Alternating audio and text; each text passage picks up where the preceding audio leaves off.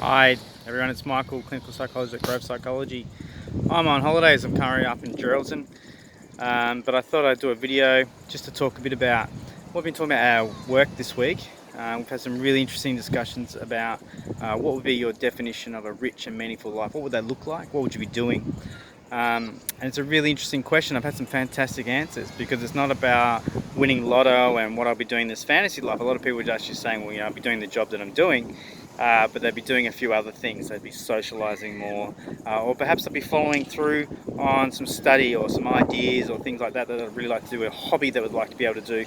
And then we talked about what are the values that they want to live their life by, which has been fantastic as well. So, we talked about integrity, and we talked about honesty, we talked about following through, saying what you mean, meaning what you say, those types of things.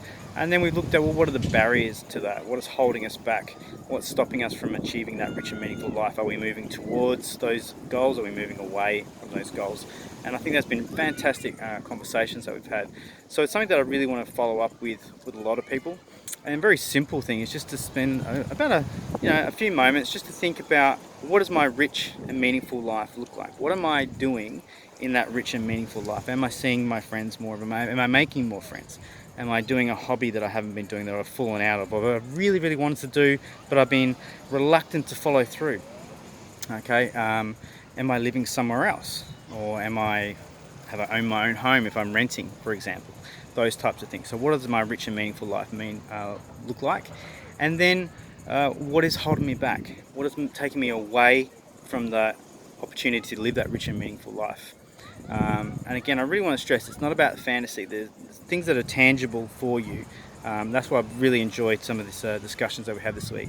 People have been talking about, well, I'd really like to go back to university and study, but I'm afraid that I might not be good enough, or I might not be able to pass, so I avoid enrolling. So that's a moving away behaviour. So what's going to move us to achieve those goals, that rich and meaningful life? How am I going to find that sense of contentment and enjoyment with my life by moving towards? And sometimes, and this is, I guess, the really big key, moving towards behaviours involves a lot of anxiety and uncomfortability, because you're often doing the things that you have been avoiding.